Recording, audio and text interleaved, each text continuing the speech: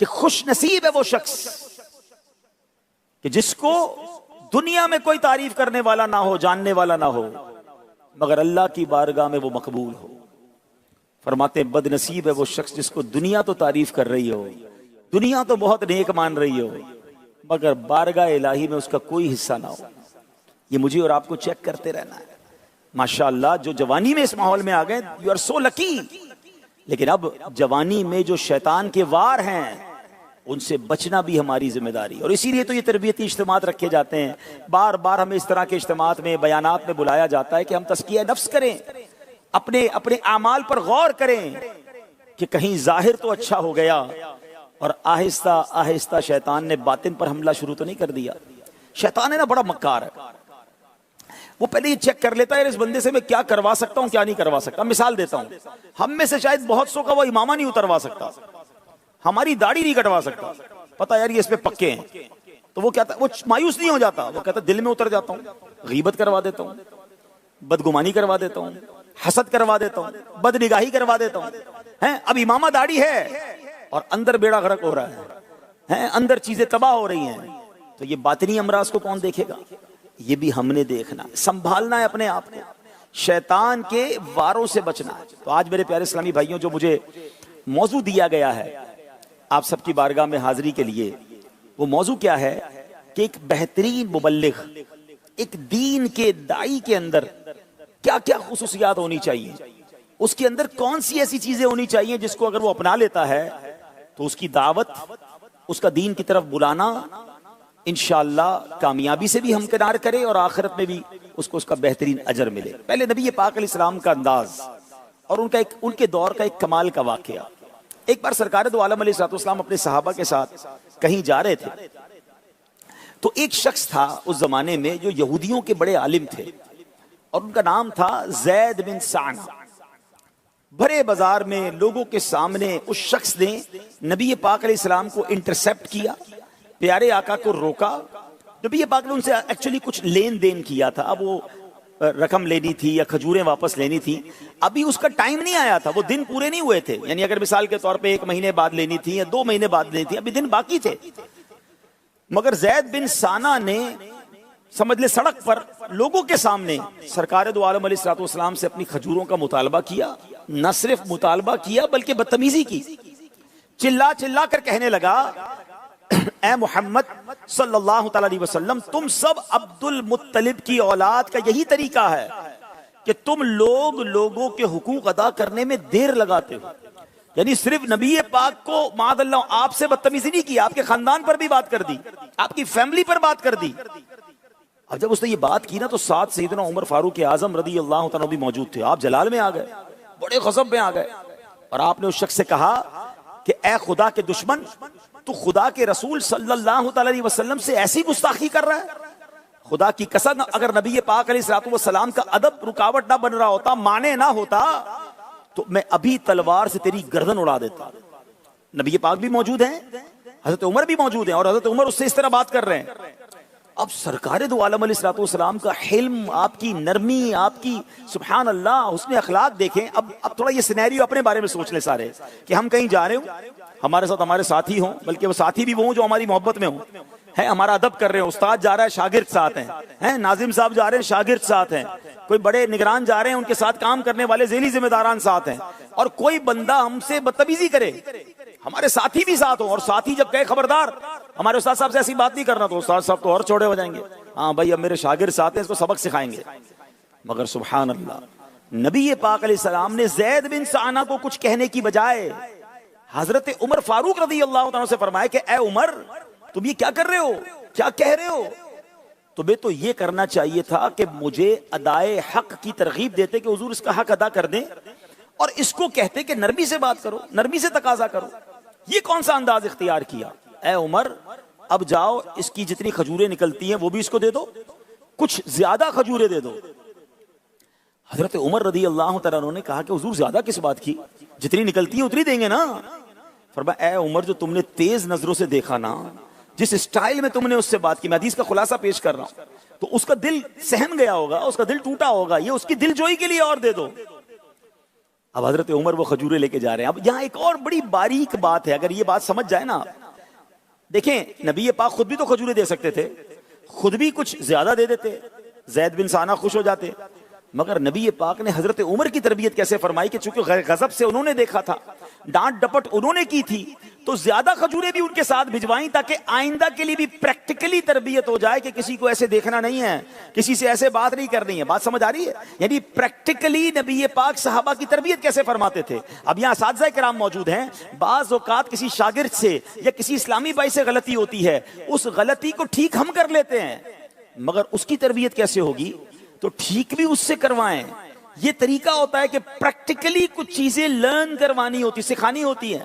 بہرحال حضرت عمر فاروق پہنچ گئے زید بن ثانہ کے پاس اور جا کر کہا کہ اے زید, یہ تمہاری کھجوریں لے لو اور یہ تھوڑی زیادہ لے لو.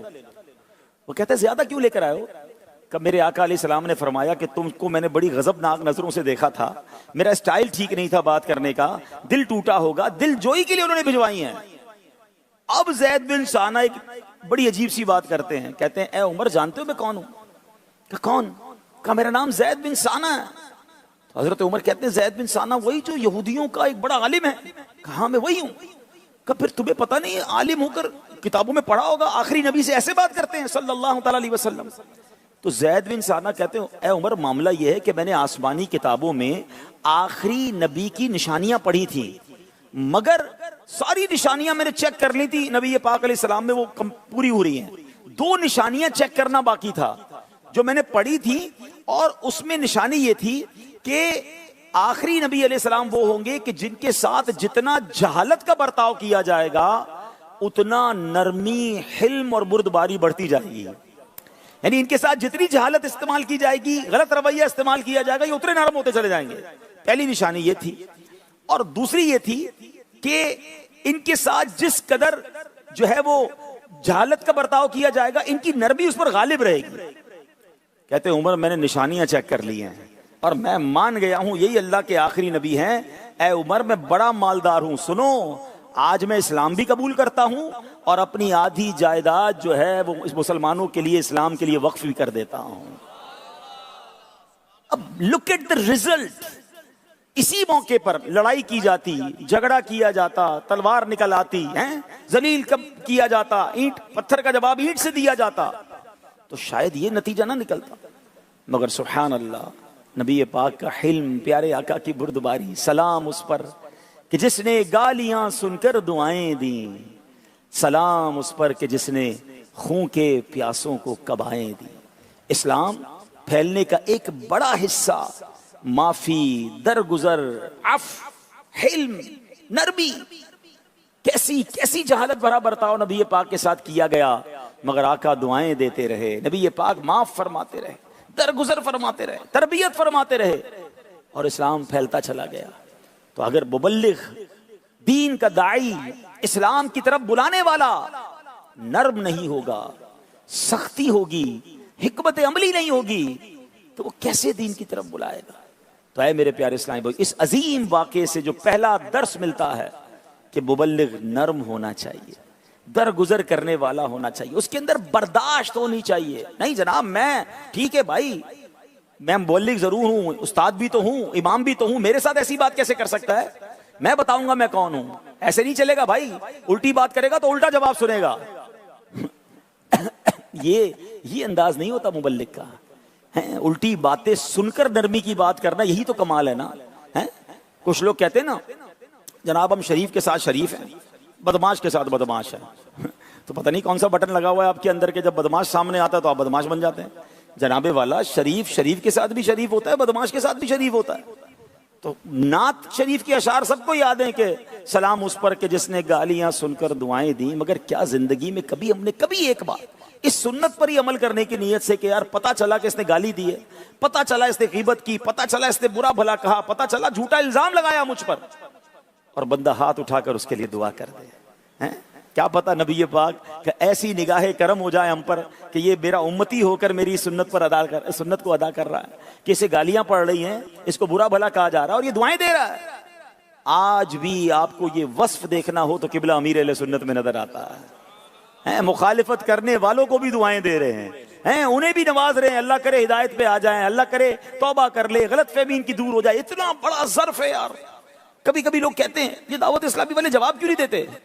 اتنا بڑا سوشل میڈیا, آپ ذرا غور کریں تھوڑی دیر کے لیے کہ دعوت اسلامی والے جواب کیوں نہیں دیتے. جو لوگ سوال کرتے ہیں نا, اتنی جناب باتیں ہوتی ہیں آپ کے بارے میں سوشل میڈیا پر. ایک بار ایک جگہ میں بیٹھا تھا, میں نے ان کو بتایا, میں نے ایک بات بتاؤ, جتنے لوگ دعوت اسلامی کے بارے میں الٹی سیدھی باتیں کبھی کبھی کرتے ہیں, تھوڑے دنوں بعد ویسے وہ بھی ٹھنڈے ہو جاتے ہیں بیچارے, ان کو پتا ہوتا کچھ نہیں, ہم بگاڑ کچھ نہیں سکتے دعوت اسلامی کا, ہم بول بول کے تھک جاتے ہیں, آگے ہی بڑھتے رہتے ہیں.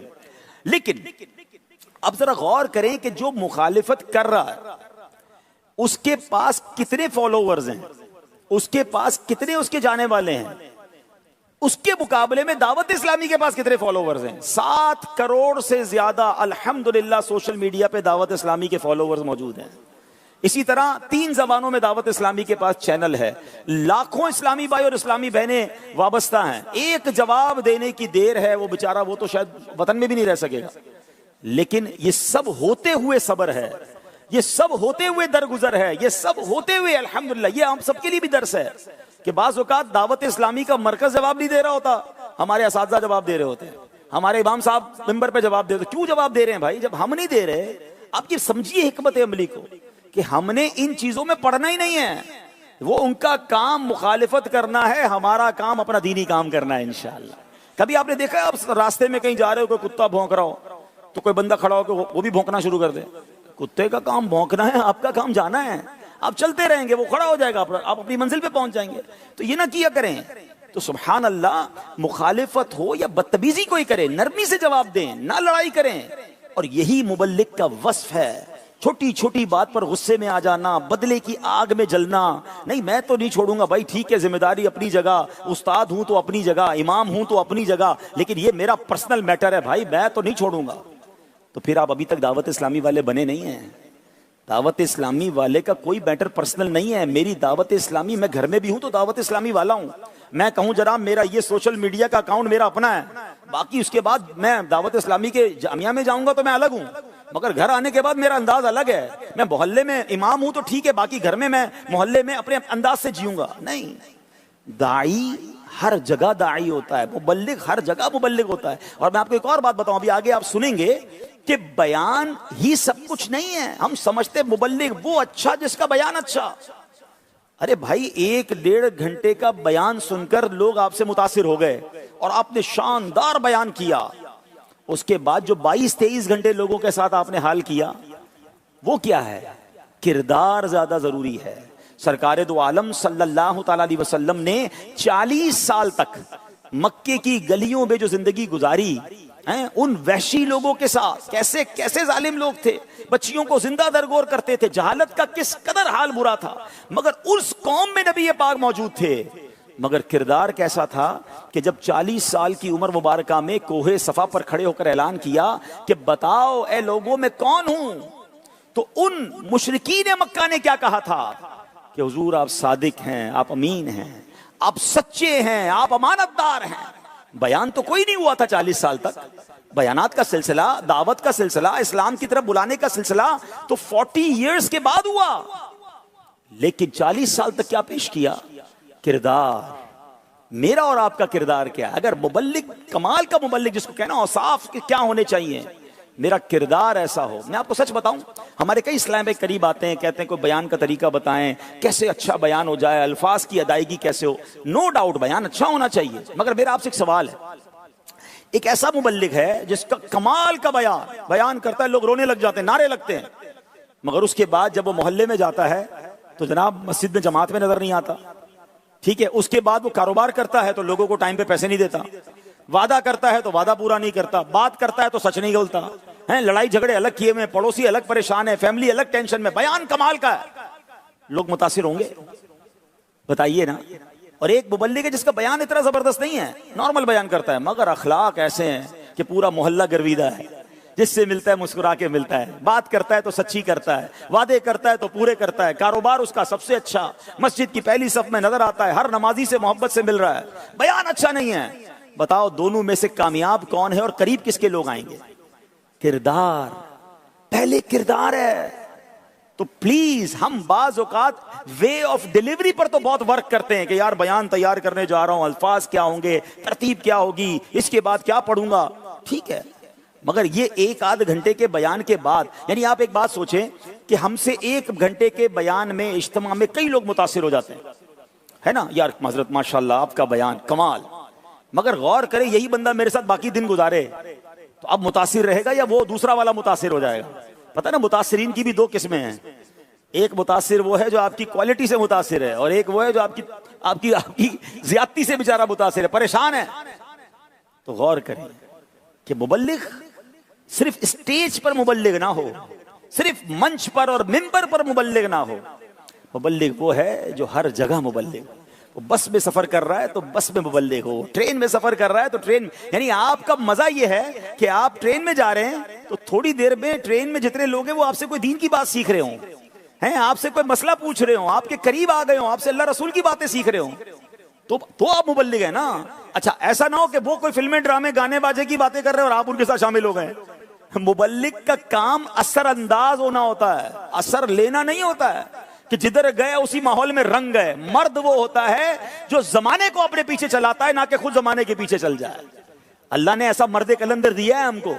لوگ کہتے تھے کہاں سے نوجوان داڑیاں رکھیں گے، کہاں سے نوجوان امامے پہنیں گے. ارے جناب بھائی کیسے قافلوں میں لوگ کاروبار اور جاب چھوڑ کے سفر کریں گے؟ مگر اس مرد کلندر نے دنیا کو کر کے دکھایا کہ اگر صحیح طریقے سے ایک مبلغ آ جائے، صحیح اوصاف والا مبلغ آ جائے تو وہ زمانے کو اپنے پیچھے چلا کے دکھا دیتا ہے. آپ دیکھیں نا، آپ میں سے کئی ایسے ہوں گے، یعنی آج سے 50 سال پہلے کی ہسٹری پاکستان کی اٹھا لیں، 90% if I'm not wrong 70, 80, 90% وہ علماء بنتے تھے کہ جن کے ماں باپ فیملی میں علماء تھے. علماء کی فیملی کے لوگ عالم بنتے تھے. مگر آج آپ میں سے کئی ایسے ہوں گے، چلے ہاتھ ہی اٹھا دیں، کہ جن کے پورے خاندان میں کوئی ایک عالم نہیں ہوگا جس نے درس نظامی کیا ہوگا. مدی چلے کے ناظرین یہ دیکھیے، اور اس میں میں خود بھی شامل ہوں، کہ میرے باپ داداؤں میں سے کسی نے درس نظامی نہیں کیا تھا. ہم کاروباری فیملی سے ہیں، اللہ سلامت رکھے دعوت اسلامی کو ہمیں اس لائن پہ لگا دیا. یہ کمال ہے نا کہ کوئی روٹین نہیں ہے، مگر اس روٹین سے نکالا اور اس بندے کو علم دین پر لگا دیا، اس کو عالم بننے پر لگا دیا. اب سبحان اللہ ایک اور پیاری بات، آپ کے درس نظامی کرنے کے بعد کون کون ہے جس کی فیملی اور خاندان میں درس نظامی کرنے لوگ شروع ہو گئے؟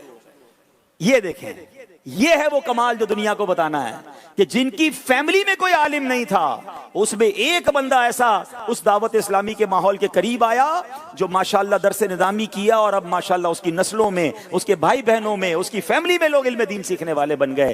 یہ وہ کمال ہے جو ایک مبلغ کر سکتا ہے. اب میں اور آپ غور کریں کہ میری ذات سے امپیکٹ کیا ہوا. مجھ پر تو دعوت اسلامی کا امپیکٹ ہوا، اثر ہوا. میں نے اب تک کیا اثر ڈالا، کتنے علماء بنا لیے، کتنے طلباء درس نظامی کے لیے داخل کیے، کتنے بے نمازیوں کو نمازی بنایا. اور اگر نہیں ہو رہا ایسا تو ٹرائی ٹو چیک کرنا ہے، دیر از سم تھنگ رانگ، کچھ گڑبڑ ہے. اور یہ گڑبڑ دعوت اسلامی کے پیغام میں نہیں ہے، معاذ اللہ قرآن و حدیث میں کیا گڑبڑ ہے، وہ تو سب ٹھیک ہے. میرے انداز میں کوئی پرابلم ہے، میرے کردار میں کوئی پرابلم ہے. یار میرے نگران صاحب یا فلاں علاقے کے ذمہ دار بیان کرتے ہیں، ملاقات کرتے ہیں، لوگ تیار ہو جاتے ہیں. میں بیان کرتا ہوں فرق ہی نہیں ہوتا، میں ملاقات کرتا ہوں کوئی تیاری نہیں ہوتا. تو کیا مسئلہ ہے؟ بات تو وہ بھی وہی کر رہے ہیں، وہ تھوڑی سائنس کے فارمولے بیان کرتے ہیں، وہ بھی اللہ رسول کی بات کرتے ہیں، قرآن و حدیث کی بات کرتے ہیں. شاید ان سے زیادہ قرآن و حدیث مجھے یاد ہے، مگر میری بات میں اثر نہیں ہے. تو it means some thing wrong. وہ غلطی پکڑنی ہے، وہ کل پکڑنی ہے کہ یار میں کیا ایسا کروں کہ میرے ذریعے بھی دین کے بڑے بڑے کام ہونے لگ جائیں. آئیے قرآن پاک سے مدد لیتے ہیں. اللہ کریم کیا خوبصورت ہمیں قرآن کی ایک آیت ہے، ایکچولی یوں سمجھ لیں یہ مبلغ کے لیے پورا سلیبس ہے، دین کا کام کرنے کا پورا سلیبس اس آیت میں موجود ہے. اللہ کریم ارشاد، بلکہ یہ آیت کا جز ہے. اللہ فرماتا ہے ادعو الی سبیل ربک بالحکمت والموعظۃ الحسنہ. آسان ترجمہ قرآن کنز العرفان، اپنے رب کے راستے کی طرف حکمت اور اچھی نصیحت کے ساتھ بلاؤ. ادعو، بلاؤ. کس کو بلانا ہے؟ قرآن کہہ رہا ہے بلاؤ. تو گویا اعلان یہ ہو رہا ہے کہ سب کو بلانا ہے. کیسے بلائیں؟ بلانے کا تو فرما دیا ادعو، بلاؤ. کیسے بلائیں؟ اب آگے بلانے کا طریقہ، ایک پورا سلیبس دیا گیا کیسے، اور مفسرین کرام فرماتے ہیں کہ یہ ساری دنیا کے انسانوں کو بلانے کا پیغام دیا جا رہا ہے، مگر کیسے بلانا ہے؟ مبلغ کی تربیت کی ہے بالحکمہ، حکمت کے ساتھ، والموعظۃ الحسنہ، اچھی نصیحت سے۔ اب اس کے معنی کیا ہے؟ مفسرین نے اس کی تفصیل بیان کی ہے کہ حکمہ کیا ہے اور موعظۃ الحسنہ کیا ہے۔ امام جلال الدین سیوطی شافعی رحمت اللہ تعالی علیہ فرماتے ہیں حکمت سے مراد ہے قرآن، یعنی قرآن کریم کی آیتیں سنا سنا کر، قرآن کریم کی تعلیمات بتا کر، قرآن کریم میں دیے گئے دلائل سنا کر نیکی کی دعوت دو اور انہیں اللہ کی طرف بلاؤ۔ علامہ بیضاوی رحمۃ اللہ تعالی علیہ فرماتے ہیں حکمت سے مراد ہے پختہ دلائل، یعنی تم نیکی کی دعوت دو تو کچی بات نہ کرو، پختہ دلیل کے ساتھ نیکی کی دعوت دو۔ امام سیوطی شافعی فرماتے ہیں موعظۃ الحسنہ سے مطلب نرم بات ہے، یعنی نیکی کی دعوت دینے والا نرمی کے ساتھ نیکی کی دعوت دے۔ یعنی قرآن کے ذریعے کیا پتہ چل رہا ہے؟ پڑھا لکھا آدمی ہے، بہت زیادہ ایجوکیٹڈ ہے، دنیا دار ہے، اس سے بات کرنے کا انداز اور ہوگا، قرآن و حدیث کے دلائل کے ساتھ اس سے گفتگو کی جائے گی، لیکن ان پڑھ ہے، اب اس کو اب دلائل سے قائل نہیں کر سکتے، تو اب اسے نرمی کے ساتھ درست انداز میں دین کی طرف بلانا ہوگا۔ تو سبحان اللہ، یہ نرمی، یہ حکمت عملی، یہ جس مبلغ کے لیے خزانے کی حیثیت رکھتا ہے۔ بعض اوقات ہم بات بڑی اچھی کر رہے ہوتے ہیں مگر حکمت عملی کے ساتھ نہیں ہو رہی ہوتی، الٹا قریب آنے والا ہم سے دور ہو جاتا ہے، سختی سے بات نہیں منوائی جاتی ہے۔ بات منوانے کے لیے آپ کو نرمی اختیار کرنی ہوگی۔ اچھا، بعض اوقات ایک اور پرابلم پتہ ہے کیا ہوتا ہے کہ ہم بعض اوقات یہ ہوتا ہے کہ ترجیحاً بات نہیں کر رہے ہوتے، مطلب تھوڑا تھوڑا بات کریں نا، تھوڑا تھوڑا کام دیں کسی کو، ایک ساتھ ہی سارا کام جو ہے نا دے دیں گے، تو پھر میرے پیارے اسلامی بھائیوں اس طرح بات نہیں ہوگی۔ ہمیں اس بات کو سمجھنا ہوگا کہ ہمیں آہستہ آہستہ تھوڑی تھوڑی حکمت کے ساتھ بات کو آگے لے کر جانا ہے۔ اب یہاں میرے پیارے اسلامی بھائیوں ایک بات اور شیطان جو ہے دل میں ڈال دیتا ہے کہ یار خود تو پہلے نیک بن جاؤں پھر لوگوں کو نیکی کی دعوت دوں گا، اور اس بات پر بندہ نیکی کی دعوت ہی چھوڑ دیتا ہے، کام کرنا چھوڑ دیتا ہے۔ یقیناً قرآن میں سمجھایا گیا کہ پہلے، اور واقعی ایسا ہی ہے کہ اگر مبلغ با عمل ہے تو اس کی زبان میں تاثیر آ جائے گی۔ اگر میں خود عمل کر رہا ہوں، دل پاکیزہ ہے، تو ایک ایک بات تاثیر کا تیر بن کر اترے گی۔ مگر ایسا نہیں ہے کہ کچھ عمل نہیں ہو رہا تو دعوت دینا بھی چھوڑ دیں، دونوں باتیں سمجھنا بہت ضروری ہے۔ اللہ کریم قرآن مجید میں ارشاد فرماتا ہے یا ایھا الذین آمنوا لما تقولون ما لا تفعلون کبر مقتا عند اللہ ان تقولوا ما لا تفعلون۔ کیا ترجمہ ہے؟ اے ایمان والو کیوں کہتے ہو وہ جو نہیں کرتے، کیسی سخت ناپسند ہے اللہ کو وہ بات کہ وہ کہو جو نہ کرو۔ اب اس کا مطلب کیا ہوا کہ اگر کوئی شخص اپنے آپ کو نیک بنانے اور گناہوں سے بچانے میں کامیاب نہ بھی ہو سکے، تب بھی اپنی اصلاح کی کوشش کرنے کے ساتھ ساتھ وہ دوسروں کو نیکی کی دعوت دینے اور برائی سے منع کرنے کے اہم فریضے کو ادا کرتا رہے، کیونکہ عمل کرنا ایک واجب ہے اور استطاعت کے ہونے کی صورت میں دوسرے کو برائی سے روکنا یہ دوسرا واجب ہے۔ اگر ایک واجب پر عمل نہیں تو دوسرے واجب سے محروم نہیں رہنا ہے، اس کو چھوڑنا نہیں ہے، جیسا کہ اللہ عز و جل کے اس فرمان عالی شان اتأمرون الناس بالبر وتنسون انفسکم، کیا لوگوں کو بھلائی کا حکم دیتے ہو اور اپنی جانوں کو بھولتے ہو؟ اس کے تحت عبداللہ بن عمر بیضاوی رحمۃ اللہ تعالی علیہ کیا فرماتے ہیں کہ اس آیت کی مراد واعظ و نصیحت کرنے والوں کو تقوی اور پرہیزگاری پر ابھارنا ہے کہ خود بھی تو عمل کرو نا، لیکن بے عمل کو واعظ و نصیحت سے منع کرنا مقصود نہیں ہے کہ عمل نہیں ہے تو واعظ بھی چھوڑ دو، یہاں ابھارنا ہے کہ عمل واعظ کر رہے ہو تو خود بھی عمل کرو، لیکن ہمیں بیان کرنا ہے، ہمیں نیکی کی دعوت دینی ہے، ہمیں برائی سے روکنا ہے تاکہ ایک واجب پر عمل ہوتا رہے۔ تو اے میرے پیارے اسلامی بھائیوں، اب غوث پاک رحمۃ اللہ تعالی علیہ کا فرمان سنیں، کیا بات ہے، ہم ان کے مرید ہیں، ہمارے پیر ہیں، پیران پیر، سبحان اللہ، 4 جملوں میں کیا پیاری رہنمائی دے رہے ہیں۔ آپ فرمانے لوگ 4 قسم کے ہوتے ہیں۔ پہلا شخص وہ ہوتا ہے لا لسانہ لہو ولا قلبہ، جس کے پاس نہ زبان ہے نہ دل ہے۔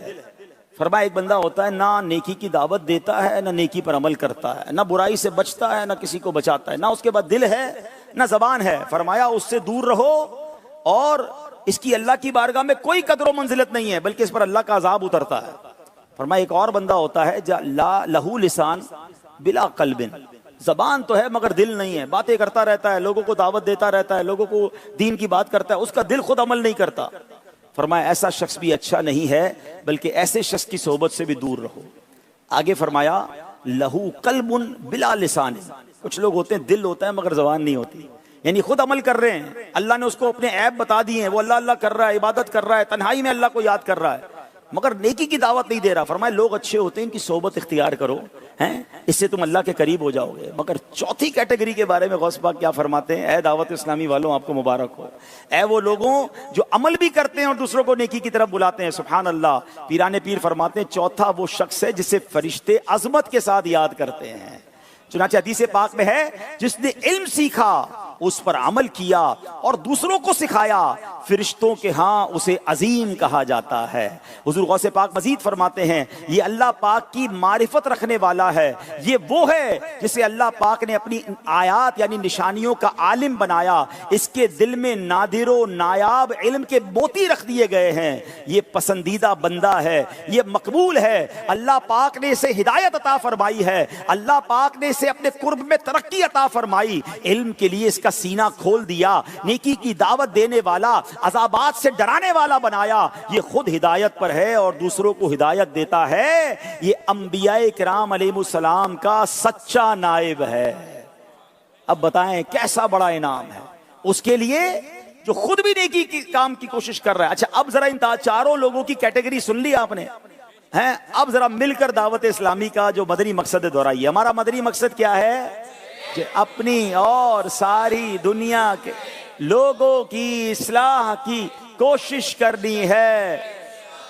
واہ واہ واہ واہ، میرے غوث پاک نے جو چوتھی کیٹیگری بیان کی، جس کے اتنے فضائل بیان کیے، بلکہ غوث پاک آگے مزید فرماتے ہیں اپنے مریدوں، اپنے چاہنے والوں اور عاشقان رسول کو نصیحت کرتے ہوئے پیران پیر فرماتے ہیں تمہیں ایسا شخص ملے تو اسے لازم پکڑ لو، اس کی مخالفت مت کرو، اس سے نفرت مت کرو، اس سے الگ مت رہو، اس کی بات نہ ماننے سے، اس کی نصیحت پر عمل نہ کرنے سے بچو، کیونکہ انبیاء کرام علیہ السلام کا ایسا سچا نائب جو علم پر عمل کرتا اور نیکی کی دعوت کی دھومیں بھی مچاتا ہے، اس کی پیروی میں سلامتی ہے۔ اب بتائیے وہ مخلص مبلغین، بالخصوص اگر آج ہم بات کریں، ہم کتنے خوش نصیب ہیں کہ اللہ نے ہمیں امیر اہل سنت جیسی نعمت عطا فرمائی ہے۔ وہ کیسے نائب غوث اعظم اور کیسے نائب رسول ہے جس کی تعریف غوث پاک فرما رہے ہیں کہ یہ انبیاء کرام کا سچا نائب ہے جو علم پر عمل کرنے والا ہو۔ تو اے میرے پیارے اسلامی بھائیوں، ہمیں امیر اہل سنت کی ذات سے اور ایسے مخلص مبلغین کی صحبت سے یہ سیکھنا ہے کہ ہم میں سے بعض اوقات ہم یا تو نیکی کی دعوت دینے میں سستی کر رہے ہوتے ہیں، ہم لوگوں کو اللہ کی طرف بلانے میں سستی کر رہے ہوتے ہیں، یا جناب اگر سستی نہیں بھی کر رہے، دین کا کام کر رہے ہیں، تو اپنی اصلاح میں کمزوری ہو رہی ہوتی ہے۔ تو یہ جو مدنی مقصد ہے نا، سبحان اللہ، اس کی اگر ڈیپتھ میں جائیں، اس کے اندر غوطہ لگائیں تو پتہ چلتا ہے یہ تو اولیاء کرام کی پیاری پیاری تعلیمات ہیں، یہ تو قرآن و حدیث کی تعلیمات ہیں کہ عمل بھی کرنا ہے اور نیکی کی دعوت بھی دینی ہے۔ ذرا مل کر پھر دوبارہ مدنی مقصد دہرائیں کہ مجھے اپنی اور ساری دنیا کے لوگوں کی اصلاح کی کوشش کرنی ہے انشاءاللہ۔ اچھا اب چند اور باتیں مختصراً عرض کر دیتا ہوں۔ چابی قبولیت کی جو ہے نا وہ اخلاص ہے۔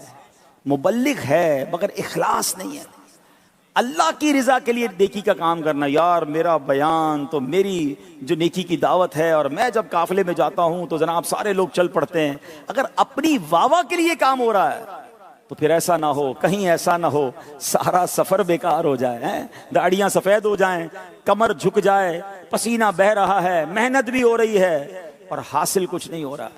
عمل جبھی مقبول ہوگا جب وہ اللہ کی رضا کے لیے ہوگا۔ حضرت معاذ بن جبل رضی اللہ تعالیٰ عنہ جب یمن کی طرف جا رہے تھے نا، تو نبی پاک نے سیر کی تھی، حضور کچھ نصیحت فرمائی ہے، تو پیارے آقا نے فرمایا کہ اپنے دین میں مخلص ہو جاؤ، تھوڑا عمل بھی تمہیں کفایت کرے گا۔ یعنی تھوڑا عمل ہو، نیکی کی دعوت کا کام بے شک مختصر کیا آپ نے، لیکن اگر اخلاص کے ساتھ ہے نا تو وہ اللہ کے قرب کا ذریعہ بن جائے گا۔ لیکن اگر اخلاص نہیں ہے اور آپ کتنا بھی دین کا کام کر لیں، اس کا کوئی فائدہ نہیں ہے۔ نبی پاک علیہ السلام نے کیا فرمایا تھا؟ جب نبی پاک طویل عرصے تک دین کی دعوت دیتے رہے تو ان لوگوں سے کیا فرمایا؟ لا اسألکم علیہ اجرا، میں اس پر تم سے کوئی معاوضہ طلب نہیں کرتا۔ انبیاء کرام کی دعوت دین کا مقصد لوگوں کی اصلاح کرنا تھا، اپنے لیے کچھ لینا نہیں تھا۔ تو میرا اور آپ کا بھی مطمع نظر یہی ہو کہ دنیا والے کچھ شاباش دے دیں، کوئی تحفہ دے دیں، کوئی لفافہ مل جائے، کوئی جناب نام مل جائے، تو پھر کس لیے کام کر رہے ہیں آپ؟ اللہ کرے اللہ کی رضا کے لیے کام کریں۔ اللہ مجھے اور آپ کو ایسا اخلاص بھی عطا فرمائے اور ایسی خودداری بھی نصیب فرمائے۔ سیدی اعلیٰ حضرت امام اہل سنت کی بارگاہ میں ایک شخص آیا اور آ کر کہتا ہے حضور یہ مٹھائی آپ کے لیے لایا ہوں۔ آپ نے مٹھائی کا تحفہ قبول فرمایا، فرمایا اور کوئی حاجت، کوئی اور چیز کا نہیں، بس آپ کا دیدار کرنے، آپ کی صحبت اٹھانے آیا۔ آپ نے وہ مٹھائی کا ڈبہ اپنے گھر میں اندر فیملی کے لیے بھجوا دیا۔ تھوڑی دیر بعد وہی شخص کہتا ہے حضور تعویذ چاہیے۔ تو اب آپ نے تعویذ تحریر فرمایا اور اپنے خادم سے کہا وہ مٹھائی کا ڈبہ واپس لے آؤ۔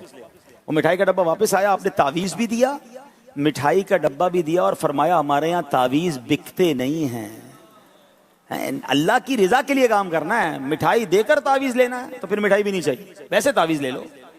کمال یہ ہے، یعنی مجھے کوئی نیکی کرنے پر دنیا والے تحفہ دے تو مجھے ڈرنا چاہیے۔ خودداری، یعنی یہاں تو تحفہ نہ ملے تو برا لگتا ہے، عزت نہ ملے تو برا لگتا ہے۔ یار لوگ علماء کی عزت ہی نہیں کر رہے، بلاتے ہی نہیں ہیں، بٹھاتے ہی نہیں ہیں، اور جناب ایسے ہی بھیج دیا واپس۔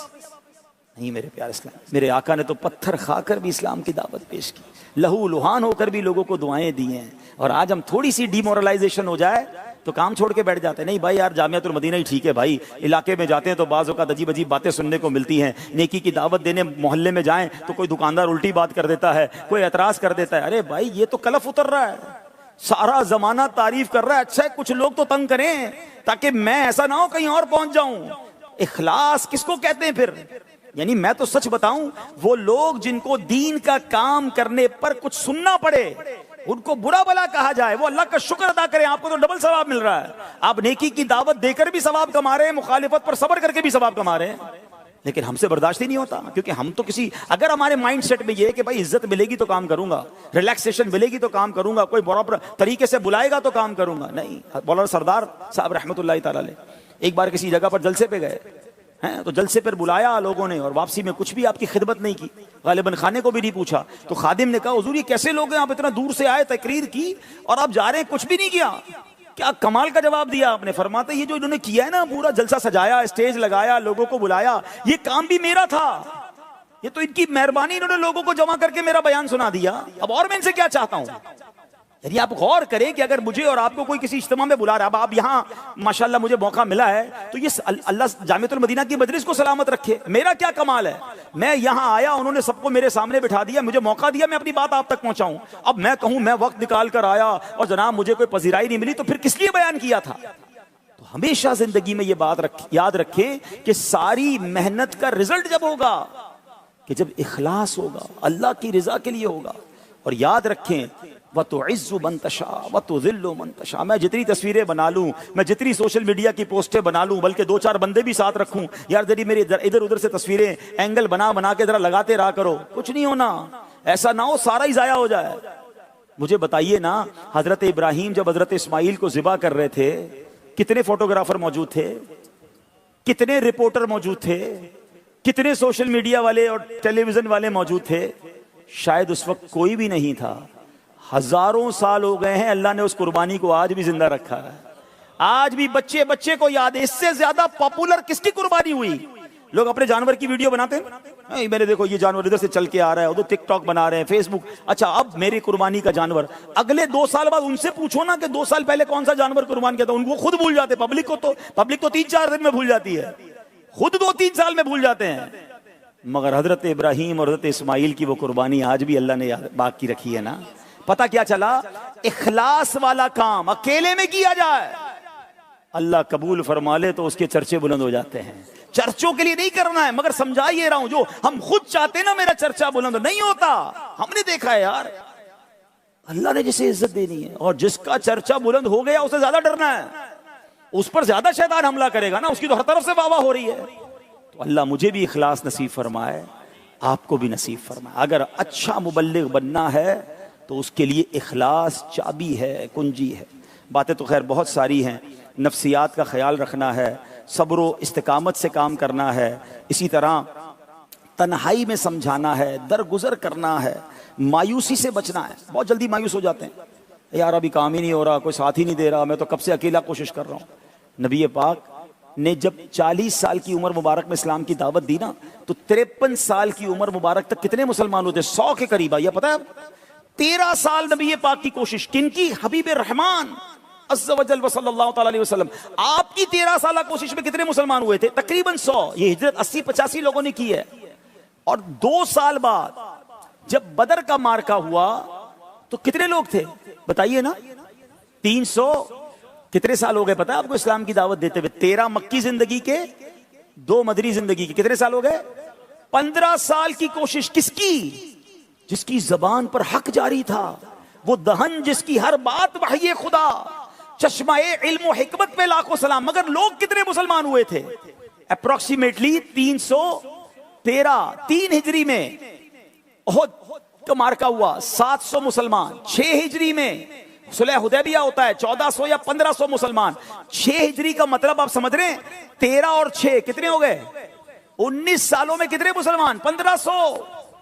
نبی پاک اور صحابہ مل کے کوشش کر رہے ہیں۔ مگر سبحان اللہ، جب صبر کے ساتھ کام کیا جاتا ہے تو مدد کیسے آتی ہے کہ 6 ہجری میں 1500 ہیں، 8 ہجری میں فتح مکہ میں کتنے ہیں؟ 10,000۔ یہ 1500 سے 10,000 کا جمع کب آیا؟ 2 سالوں میں۔ اور 8 ہجری کے بعد جب 10 ہجری میں حجۃ الوداع کا موقع آتا ہے تو میدان عرفات میں کتنے صحابہ ہیں؟ 1,24,000 صحابہ کرام۔ یہ پوری سیرت کو پڑھیں آپ، یہ گریجولی گراف بنائیں کہ شروع میں تکلیف، محنت، استقامت، اور پھر غیب سے دروازہ کھلتا ہے، پھر غیب سے مدد آتی ہے۔ نبی پاک کا فیضان دعوت اسلامی پر کیسا جاری ہے؟ پوچھیں ان اسلامی بھائیوں سے جب دعوت اسلامی شروع ہوئی تھی آج سے 45-46 سال پہلے، اکیلے امیر اہل سنت، 4-5 رفقا، کبھی بس میں جا رہے ہیں، کبھی موٹر سائیکل میں جا رہے ہیں، اور جناب بڑی غربت کے دن تھے، اور کئی سال ایسے گزرے، نہ اپنا مرکز تھا، نہ اپنی کوئی مسجد تھی، نہ اپنا کوئی مدرسہ تھا، نہ کوئی ایک جامعۃ المدینہ تھا۔ مگر آج 45 سال میں اللہ نے دعوت اسلامی کو وہ مقام دیا ہے۔ کون سا کونا ہے جہاں دعوت اسلامی والے موجود نہیں ہیں؟ یہ کروڑوں لوگ کیسے آ گئے؟ وہ استقامت، وہ مایوسی نہیں تھی، وہ ہمت ہارنا نہیں تھا۔ تو اے میرے مبلغین اسلامی بھائیوں، اے میرے اساتذہ، زندگی کا اصول بنا لیجئے، مایوس نہیں ہونا ہے، اللہ کی رحمت پر نظر رکھنا ہے۔ ہمیں آزمایا جائے گا، مگر جو آزمائش پر ثابت قدم رہا پھر اس کی ایسی غیب سے مدد کی جائے گی، بعض اوقات عقل بھی حیران ہو جاتی ہے۔ آج کئی لوگ آ کے ہم سے اراکین شورا سے پوچھتے ہیں کہ یار یہ اتنا بڑا دعوت اسلامی کا نیٹ ورک، یہ اربوں روپے کے اخراجات، یہ آئے دن نئے ملکوں میں کام شروع ہو رہا ہے، نئے شعبہ جات بن رہے ہیں، یہ سب کیسے ہو رہا ہے؟ ہم میں سے اکثر یہ جواب دیتے، سچی بات یہ ہے کہ ہمیں بھی نہیں پتا کیسے ہو رہا ہے، یہ اللہ رسول کی خاص نظر ہے، یہ ہو جاتا ہے، ہر سال ہو جاتا ہے، بلکہ بڑھتا جا رہا ہے، اور یہ کاروان بڑھتا جا رہا ہے، یہ غیبی مدد آتی ہے۔ میرے پیارے اسلامی بھائیوں، تو مبلغین کے لیے چند میں نے باتیں عرض کی، اللہ مجھے بھی عمل کرنے کی توفیق عطا فرمائے، آپ کو بھی نصیب فرمائے۔ چونکہ الحمدللہ ہر پیر کو دعوت اسلامی کے عالمی مدنی مرکز میں جو ہے وہ افطار کے لیے دعائے افطار، مناجات افطار کا سلسلہ ہوتا ہے، تو اب براہ راست اس سلسلے کی طرف چلتے ہیں۔ آپ یہی رہیں گے انشاءاللہ، یہاں سے یہ سلسلہ لائیو ہوگا، تو مناجات میں، نیکی کی دعوت میں، دعاؤں میں ہم سب شامل ہو جائیں۔ صلو علی الحبیب